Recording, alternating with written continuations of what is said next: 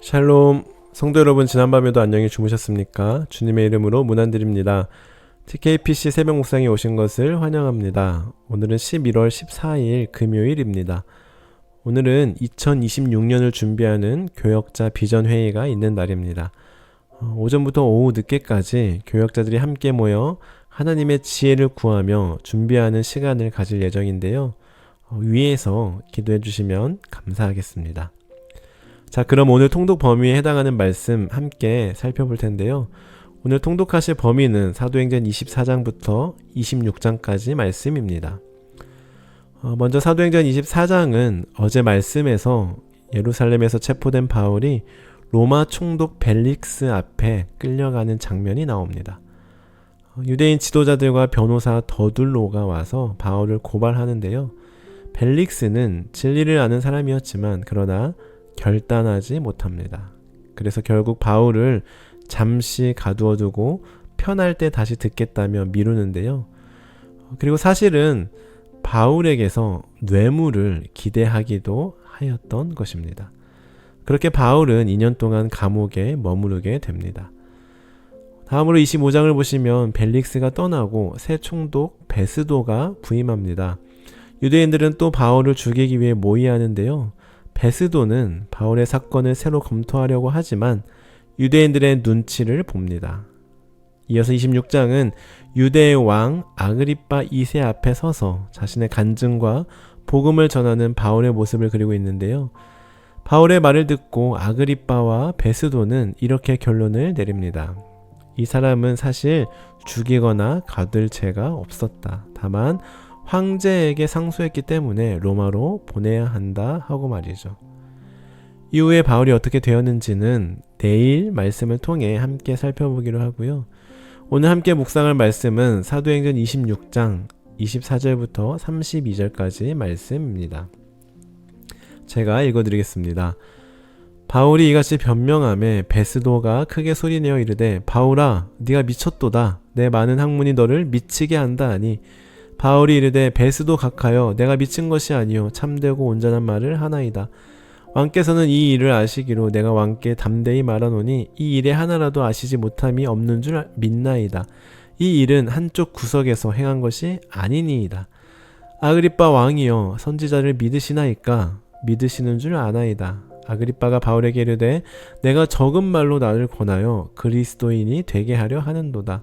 바울이 이르되 말이 적으나 많으나 당신뿐만 아니라 오늘 내 말을 듣는 모든 사람도 다 이렇게 결박된 것 외에는 나와 같이 되기를 하나님께 원하나이다 하니라.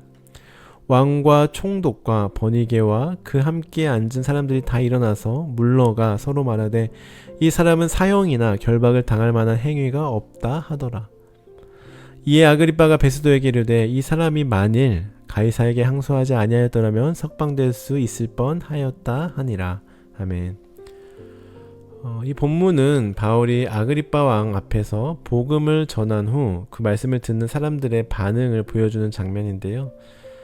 바울은 감옥에 갇힌 상태였지만 그는 어떤 죄의식도 두려움도 없이 오히려 당당하게 복음을 전합니다. 그래서 아그리빠 왕 앞에 서서도 복음을 전하는데요. 바울은 자신이 왜 죄인인지를 설명하면서 자신의 과거와 회심 그리고 사명을 증언합니다. 즉, 그가 이 자리에서 복음을 전하는 이유는 단 하나였습니다. 내가 왜 죄인이 되었는가를 밝히기 위함이 아니라 내가 어떤 구원을 받았는가를 증언하기 위함이었던 것이죠. 그래서 바울에게 있어 감옥은 그저 감금의 장소가 아니라 복음을 전할 새로운 장소였던 것입니다. 그런데 그 감동적인 간증이 끝날 때쯤 갑자기 베스도가 외칩니다. 24절 말씀입니다. 바울아 이같이 변명하매 베스도가 크게 소리내어 이르되 바울아 내가 미쳤도다. 내 많은 학문이 너를 미치게 한다 하니. 즉 베스도는 바울을 미친 사람 취급하면서 다그치는데요. 여러분 베스도 총독은 로마의 관리입니다. 학식이 있고 논리적인 사람입니다. 그는 권력과 체면 그리고 이성으로 세상을 살아가는 인물이었습니다.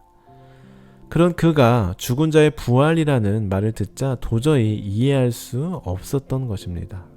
그래서 바울에게 네가 미쳤다 라고 외치게 된 것인데요. 여러분, 그런데 이 반응 우리도 많이 보았거나 경험한 반응 아닙니까? 우리가 복음을 전하면 우리를 이상한 사람 취급하는 사람을 아마 만나보셨을 것입니다.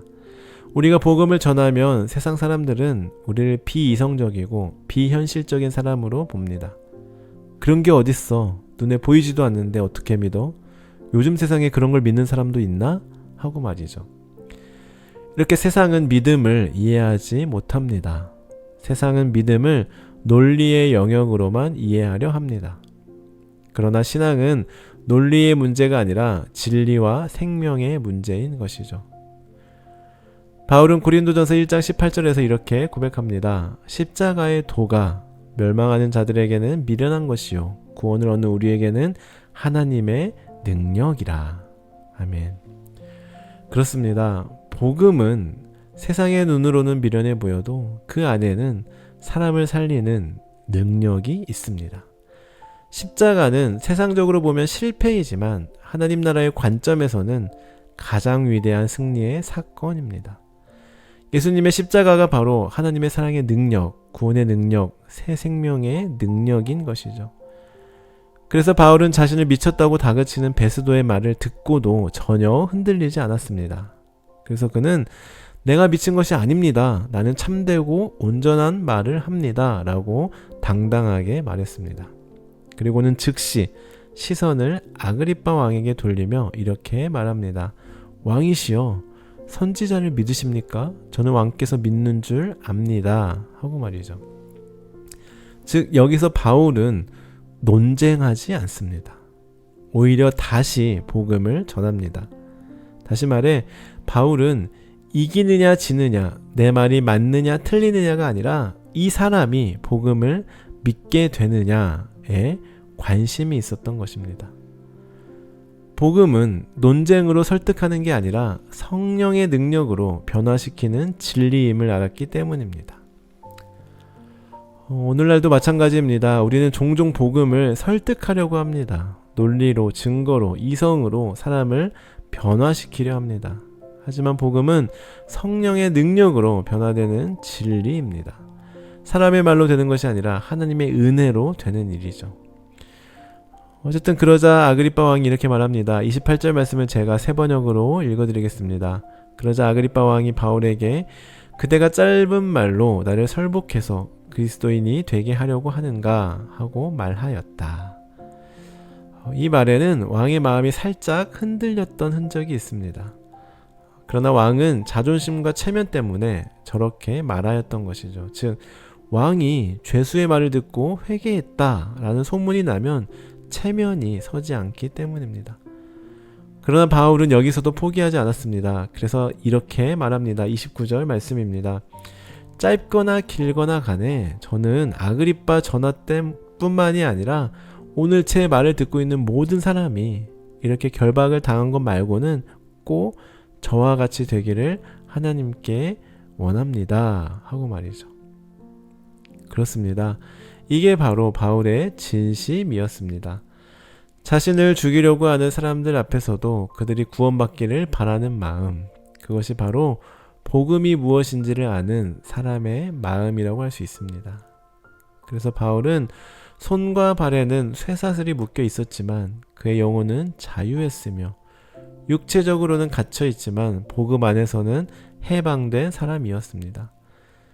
바울의 말이 끝나자 사람들이 이렇게 말합니다. 이 사람은 사형이나 결박을 당할 일이 없다라고 말이죠. 이처럼 사람들은 결국 바울이 죄인이 아니라는 사실을 인정합니다. 그러나 하나님은 그 모든 과정을 통해 바울을 로마로 보내시는데요. 여러분 오늘 바울의 상황과 바울의 말을 들으면서 어떤 생각이 드십니까? 여러분, 이처럼 복음은 어떤 상황에서도 멈추지 않습니다. 감옥도, 억울함도, 세상의 판단도 복음을 막을 수 없습니다. 어떤 환경도, 어떤 반대도, 어떤 핍박도 복음의 능력을 묶을 수 없습니다.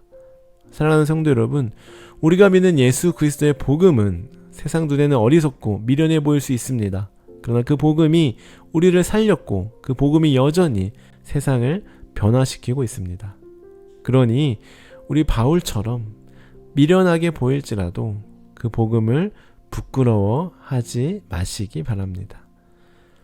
바울은 로마서 1장 16절에서 이렇게 고백합니다. 내가 복음을 부끄러워하지 아니하노니 이 복음은 모든 믿는 자에게 구원을 주시는 하나님의 능력이 됨이라.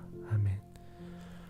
저는 이 고백이 저와 여러분의 고백이 되었으면 좋겠습니다.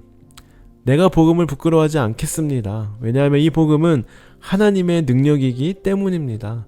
세상이 뭐라 하든 복음은 하나님의 능력임을 믿습니다. 하고 말이죠. 사랑하는 성도 여러분, 오늘 말씀의 바울을 기억하며 우리 또한 이 믿음으로 살아가는 저와 여러분이 되길 바랍니다. 세상은 여전히 복음을 비웃고 믿음을 조롱하지만 우리는 여전히 복음을 붙잡고 살아가십시다. 복음을 논쟁이 아닌 사랑으로 억울한 상황에서도 하나님의 일하심을 믿으며 끝까지 복음을 전하는 사람이 되시길 바랍니다. 복음을 부끄러워하지 않고 사랑과 눈물과 인내로 복음을 전하는 저와 여러분이 되길 간절히 소원합니다. 기도하시겠습니다. 하나님 아버지, 오늘 말씀을 통해 복음의 능력을 다시금 깨닫게 하시니 감사합니다. 바울이 결박된 몸으로도 복음을 전했던 것처럼 우리도 어떤 상황에서도 예수님의 복음을 부끄러워하지 않게 하옵소서. 세상이 우리를 미련하다 말하고 조롱한다 할지라도 십자가의 도가 하나님의 능력임을 믿게 하시고 그 복음 안에 참된 자유와 생명이 있음을 확신하게 하옵소서. 아그리빠 왕 앞에서도 담대했던 바울처럼 우리도 우리의 가정과 일터, 만나는 모든 자리에서 담대하게 복음을 증언하는 믿음의 사람으로 세워 주옵소서. 감사드리며 예수님의 이름으로 기도드립니다. 아멘. 우리 계속해서 말씀을 기억하며 개인적인 기도 제목을 놓고 기도의 자리로 나아가겠습니다.